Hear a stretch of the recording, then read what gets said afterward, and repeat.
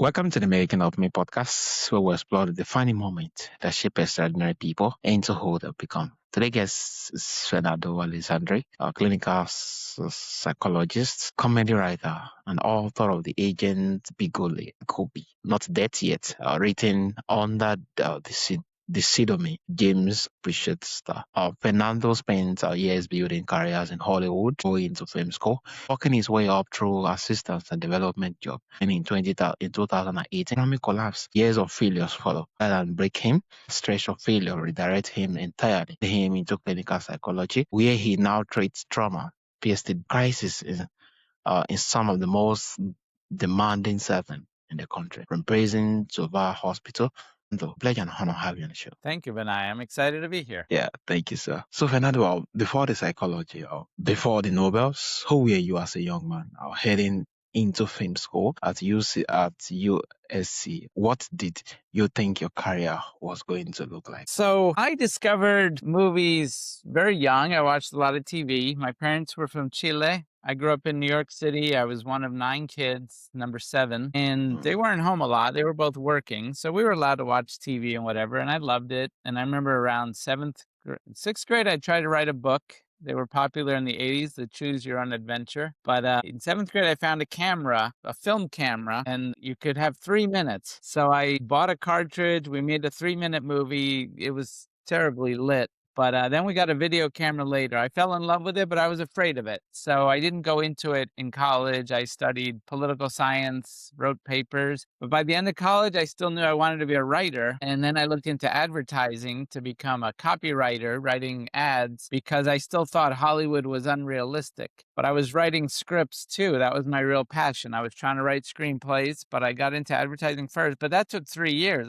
These are difficult fields that I've pursued. And then eventually, I wasn't selling anything. I didn't know what I was doing. So eventually I went to film school. That was in 1999. I was already 29 when I went back for a master's in fine arts. And then I made some good short films. They were funny. They got me some meetings, but not enough. I didn't have a good enough script to sell to them. So I became an assistant to a producer, and it was a low paying job. And I still wasn't paying all my debt from college, from film school. And then the economy of 2008 is what decided. So one of the shows I was trying to sell was at the end there in 2008, I was trying to sell a show with a marriage counselor. And I was so impressed by his work and the effect he was having. And I'm still waiting to have a movie or something to help people I'm never going to meet. And he was going through one couple at a time, changing their lives, making their lives better. I was like, maybe I should switch to that. And after a while thinking about it, and then the company I was out at felt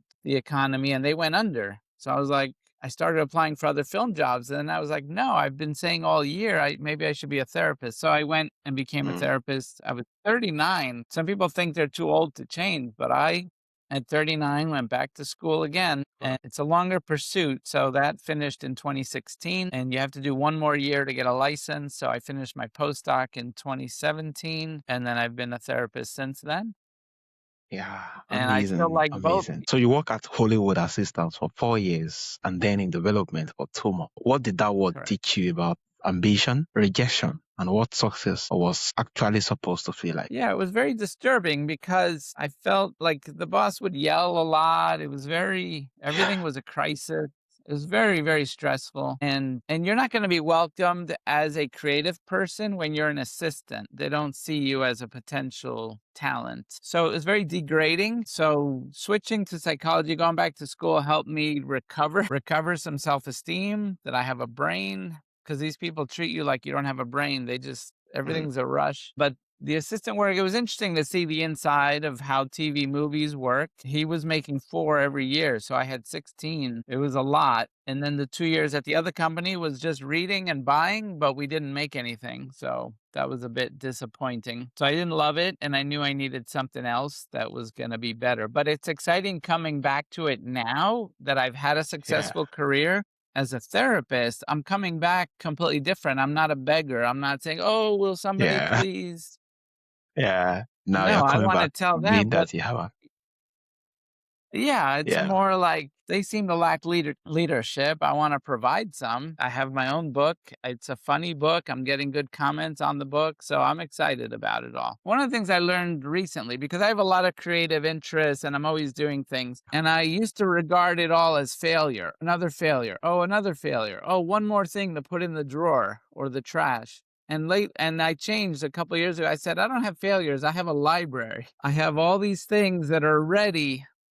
Yeah. If I get discovered, if something starts to happen, now I have a big library of other screenplays I can fix and make better or turn into books. I have apps for mental health that now I can do something with. So it's a mindset of like, okay, I have a library. I've been developing, my skills are improving, everything's getting better. So I'm very confident now. I have a lot to offer. So that's why I'm doing shows like this. I'm excited to just start talking more now and giving stuff away Yeah. for free, like some of the trauma stuff I do. I'm happy to give that stuff away. Yeah, amazing, amazing. It's really lovely. Immediately when you make reference of you have come back, but going back now, not from the things of begging to find a way around it, but the fact that you already have something working and you're able to provide leadership at the other end. Yeah, it's really amazing. So you earned a PhD from Olemis in 2016. What was it like returning to school and starting over professionally after years in a completely different industry? Yeah, that was funny because going back to grad school, I think a lot of my classmates were like 23, 24. I was 39, 40. So actually in 2009, at 39, I went to get a master's first that then allowed me apply for a PhD program. So the PhD program, again, I was 41 and those people were just starting. Mm. So it was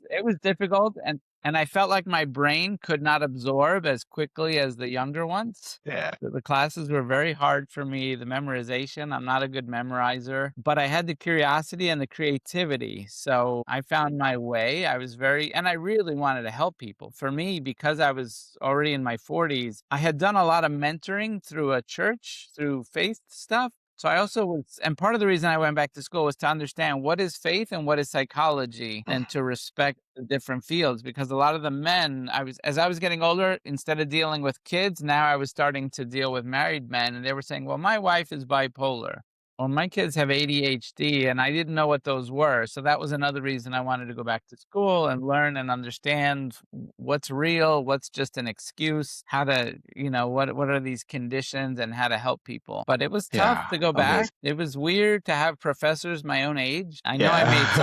I made some of them uncomfortable, especially at the first Mm. school. They thought I was cocky. They didn't understand. I was just excited. I was so excited to be learning all these things.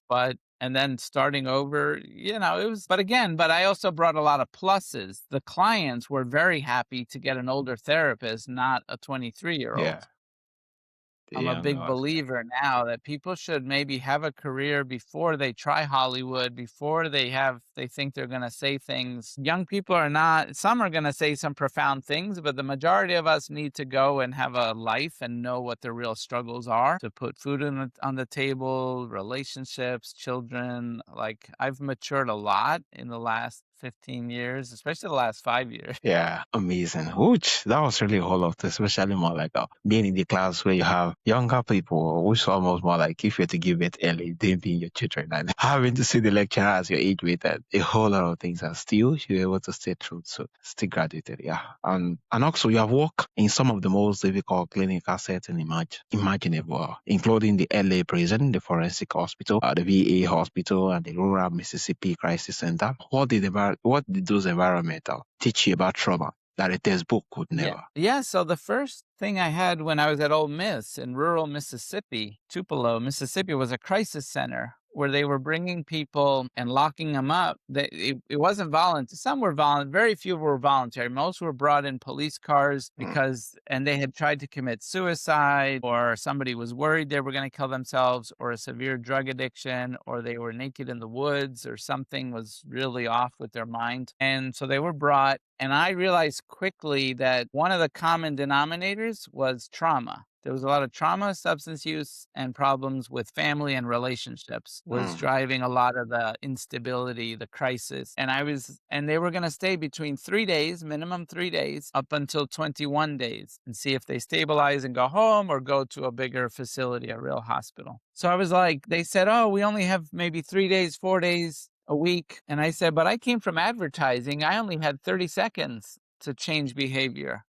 I had 30 seconds or one image, one picture, or a radio commercial, and you tell me 3 days is not enough? To me, it sounds like a lot. So I started looking at how to help people in a way that even if we don't continue, if they go home and we cannot continue, I still help them and it didn't do them damage. Because there was a fear, there still is a fear that if you start doing trauma work, you're going to hurt people or don't open what you cannot finish. And some people's techniques might be that way, but my stuff is very like, let's just get to it. I treat it more like a surgery. So let's go in for a 90 minutes instead of 45 and let's really get deep and go. And it's the transformation is amazing what you can accomplish when you have a very organized plan, not just letting people talk and Yeah. talk and talk. That's not oriented to change. What's change is an experience that I've organized because of my research, and I tested it and looked at 40 people doing one thing, 40 doing another, and like, wow, these things really work and a lot can be accomplished in much less time than people realize. So you asked about the environment. So that was a crisis center. And then I worked with a youth group home. And then eventually, so I went to VA for training. Those are the veterans of this country, military people. So I did the VA hospital in San Diego, then in Honolulu, Hawaii, and then back to the one in San Diego for postdoc. And then I worked at a community mental health, a community clinic that was mostly physical, but had some mental health. And then I was in a relationship where something went wrong, and basically my marriage was annulled. It was not a real marriage, but we had a son. So then she moved a lot, so I followed. So then I worked for another VA in the DC area. Then she moved to Texas. I followed to Texas, and then did some online work. And then New York was when I switched. I said, I want to try working with inmates. And so that was a forensic hospital means it's like a prison, but it's like a hospital. So it's people that either Yeah. it said they were insane when they committed the crime, or they haven't finished their trial yet. They haven't had competency to finish the court procedures. So that was New York, but that was only a few months. And then because they moved again, I wanted to follow my son. So we came to California, which put me back in LA after all those years. And but I worked at the LA prison 3 years and really saw what it's like to be an inmate and a lot of suicide watch, and then just helping people have the motivation to change their lives in big ways. I enjoyed that work a lot. But it was dangerous Yeah. too. I never knew Yeah. this is all they gave me. I still carry it. This is my protection. So if I'm Yeah. in trouble, that was it. Yeah. Yeah. Amazing. Amazing. Yeah. Thank you for what you're doing. It's really amazing. And also, you bring humans into serious psychological work. Where did that instinct come from? And was it shaped by the years between comedy before you ever set across for clients? Now the comedy, it's funny because I use a lot of comedy in my therapy, like humor. But like I said, even from high school, I was already teaching Sunday school and got involved in an organization that later I realized they had kind of manipulated me. Like it was something I needed to move on from that particular thing. But so I had a lot of training already counseling people and running summer camps and doing things in a Christian environment.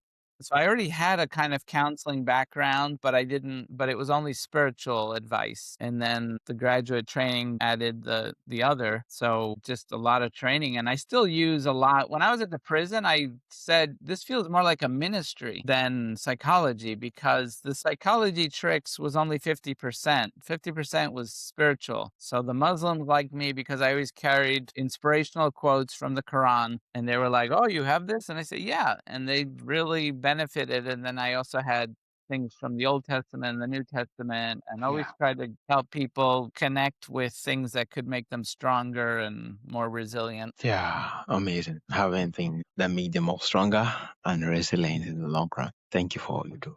So you make psychological concepts accessible to tough-minded people who might otherwise avoid therapy. What did your own resistance to changing career teach you about how people resist? Yeah, like I used to think psychology was crazy, fruity, very unstable. People saying just do what you want. I assume they all say, oh, just get a divorce. Oh, I always assumed they just gave terrible advice. but I finally saw I don't have to do that. It's still a valid field for understanding the human mind and biology, the body. So I had to overcome my own resistance and give it a chance. And then I was very glad that I did. And then with men, I understand when men say, oh, I don't want to talk about feelings. Like I came from that background, but I also realize this is very similar to when someone that knows nothing about cars opens the hood and says, I don't like this. It's very uncomfortable. And they panic. My car's having problems, but I don't know what to do about it. I don't understand any of that. It's the same for men. For men, they think that emotions are female, but Yeah. it turns out I compare it to animals. Like we begin with the biological, like, oh, is this thing making your heart beat faster? Or are you having any trouble breathing? So we start with the physical feelings before we get into the emotional of sadness or anxiety or fear. Like you just make it more accessible. So these things are normal. When you go running, your heart beats faster. Your breathing is tight. It's similar when you have trauma. If there's someone in the house, you might have the same response, but it's the same as exercise. Your body is just preparing itself for a potential fight or to have to run. These are Yeah. just physical things. They're not a big deal. And they're not for women. They're just for human beings. For any organism is going to have these things. And we need to learn to speak that language. You know, the other example I use, especially with men, is I say, if we don't have words for these, if we're ignorant, we suffer more. So for example, imagine we live in a little village and someone's in the forest and they come running scared, like, "Ah, ah, ah, ah, ah," and they don't have words. And then we say, "Oh, what's out there? Is it a demon, an alien, animal, animal, animal?" Okay. 2 legs, 4 legs, four. Okay. Does it have a long tail? Yeah. Big teeth? Yeah. Is it a lion? No. Tiger? Yeah, it's tiger. Okay. So now we have words. It's still scary that there's a tiger, but we can start to prepare. What do we need? We need spears. We need nets. And we start to prepare and then we feel better. We're not as compared to when they first came without no words. Like we got scared. Like, I don't know what that is. I don't know how to fight it. But once we start having words and understand, then we can have a strategy. Some men understand these things or people that don't want to talk about emotions, they start to realize this is not some silly thing. This is Yeah. biology, science. It's quite normal. It's just a new language to learn and it's very accessible. Yeah, amazing, amazing. Asking for help, especially when you just make reference of, yeah, some men feel it that, yeah, emotion is for women compared to being men, and just having to find a way of communicating that better so that they could easily share it. Yeah, it's really amazing. Now, so looking back at the man who lost his fortune in Hollywood after 2008, what are you most grateful for about those years of failure because of the psychologist and the writer it has made you? I mean, I've had a number of setbacks in life or disasters, Mm. and I've grown, and I'm so happy. I understand in retrospect that I needed those things to grow. And I know a lot of people say these things, but I can give my personal testimony of that religious thing. I'm a Christian, I'm Catholic, but that thing I initially got involved in was kind of a cult. It was, they say, oh, God is calling you, and you don't get married, and you give your whole life to God and full time, but you still have a job, you still go to school. So I could still do Hollywood, but I was in a calling where I wasn't supposed to get married. I was supposed to focus on the organization. But by the age 38, so I was in that for 22 years. And then I realized, it took me a while to develop to say, I don't need to continue this. I'm not a bad person if I leave. It was inappropriate for them to recruit someone only 15 that didn't understand. Like in my mind, I thought if I don't say yes, I go to hell. So I better say yes. And that was very immature. And they didn't mean to do it. Nice people do damage. They are nice people, but they did damage. So I left, but without resentment. But again, then I went, okay, now I can get married. So I started dating, but then I married too quickly. And that was another disaster. I'm marrying the Yeah. person cried. Even during the wedding, she cried, like, this is weird. What's going on? And it took me 8 years before I started seeking help. And my sister laughs, like, okay, the first one took 22 years. The second one took 8 years. Now it only takes, I'm getting everything faster. But so, yeah, the priest, everybody said, this is not a marriage. This is a fraud. And so it was like, okay, but we have a kid. So it was complicated. But so then that was another. So and I had already left Hollywood. So that was all when I was in grad school and then starting to work in psychology. It was my first year as a licensed psychologist was when we broke up. ended it officially. But then it took a year or two for the church to say it never mattered. So I couldn't date right away. I had to wait. I was waiting and like, let's do it cleanly, or at least the struggle to do it the correct way. Yeah. And now it's another 10 years, and now I'm with a true wife, and life is much better. But all those in betweens, and then as a psychologist, sometimes you get accused of things. So it's been some rough roads. I've had to defend myself to the board, and life just gets dark. And that was an interesting thing in the prison to talk about the presence that if you may not believe in God, but how can you not believe in a devil? There's clearly somebody making things Yeah. different. Yeah. Because in science, we look for the 5%, that if something only has a 5% chance, but it keeps happening, there's something going on. In research, that's a very important thing, the 5%, because when you flip a coin, it's 50-50. But when it's 95% against 5 and the 5 keeps happening, you wonder, is that a real coin? That's suspicious. So in the prison, so many things it looked like the devil lived there. I don't know. It was so much. But then it's fun to see how I think God turns it around. And whenever there's evil, Yeah. it still gets used for good. So I think the devil's a very frustrated being. Yeah. Yeah. Amazing. Thank you so much for sharing. And also, you believe that our mental health is becoming exclusive and systematized to failure, and that the coverage isn't coming out. What do you mean by that? And what should people actually do with that reality? Yeah, so I think people need to take responsibility for their lives, especially in my country. There's all this worry about how expensive everything is and healthcare, and there aren't enough therapists, or they're too expensive. Therapists charging $300 an hour, like that's ridiculous. So there's all this fear, but I am very much pro organizing, getting lay people, non-experts, to understand the basic things and to help each other with it. So if you look at what CPR did, CPR is that practice where they train lay people to pump the heart. If someone's there on the sidewalk not breathing, we can start doing an intervention until the experts come. That's called CPR. And I Yeah. said, why can't we do this for trauma? For all these conditions we see, we have to train lay people better, to listen better, to understand, So I developed materials that you can print or use on a phone and help a friend to process even a trauma, and to, like, stop waiting. The experts may not arrive, but we can read more and learn more and go to support groups. I love support groups like Alcoholics Anonymous, or the one that's for the partners called Al-Anon. If you have a partner that drinks or smokes, does drugs, you can go to Al-Anon and have support as well, because it's difficult to live with someone that you don't know if you're getting the good one or the monster today. Someone living in that situation also needs a group, and that's $1. You put in a little thing in the basket. There's no big therapy fee, and you learn of other people struggling too. It's very helpful stuff out there. Yeah. Amazing. Amazing. Yeah.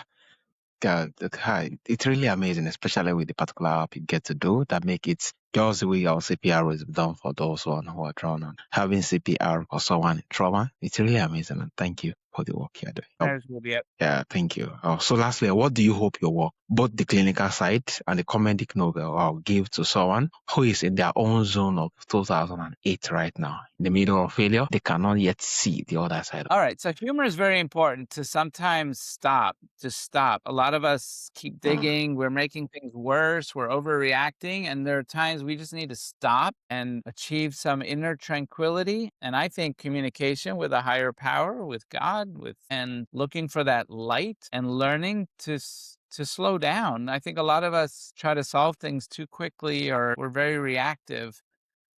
And we need to say, let me stop, let me sleep on it, let me not decide right away, let me not make big decisions so quickly, to be okay with that. Sometimes you're in the fog, you don't see clearly, and you have to wait for the fog to rise so you can begin walking again and find your way. So my hope is that people learn also to enjoy what you have in front of you. Like in the prison, they kept blaming the system, or they want to get out and they're not going to be happy until they get out. And that's a terrible approach. We have to learn to appreciate what's right in front of us. Sometimes my coffee in the morning is the only good thing that day. And if I'm too distracted to enjoy it, that's my fault. Nobody does that to me. I was dumb and I failed to enjoy it. Or a bird. Now I pay more attention to animals. Say, oh, that's beautiful. or a tree. That might be the joy for that day. So take it, absorb it. Don't just walk by. So many people are too focused on the things they don't have, and they forget they don't value enough what they do have. Even the Yeah. plumbing, even that when the toilet works, sometimes we should say, "Yay, I'm so glad my toilet works," because if Yeah. it didn't, this is a big problem. Yeah. Amazing. Appreciate the little things and enjoy the process. Yeah. Thank you so much. So from all things, I would love to connect with you. Reach out to you either for coaching sections for your psychology for your services and also to actually more like try out the CPRO for trauma piece. Or how can they reach out and where is the best platform? So there's an email maybe they can remember is just Fern Factor, like my name, Fernando, fernfactor@gmail.com. That's the website. That's the email I check the most, fernfactor@gmail.com. And then my websites, I have a lot. So maybe start at incapables.org, incapables, because I think a lot of us think we're incapable, but we realize we are Yeah. very capable. So Yeah. incapables.org is another place to, there I try to connect the other sites. Thank you so much, though. Thank you for sharing your hearts with us on the making Sure. of my podcast. Your story is a reminder that a collab career is not always a dead end. Sometimes it's simply a detour towards the work you were actually meant to do. Yeah, from the wreckage of the 2018 economy to a doctorate in psychology to economic novels about reinvention at any age. Yeah, you are proof that failure, given enough time, can become the best plot twist in your own stories. Once again, it's really a pleasure and honor. Have you on the show. Yes, thank you so much. I enjoyed that conversation.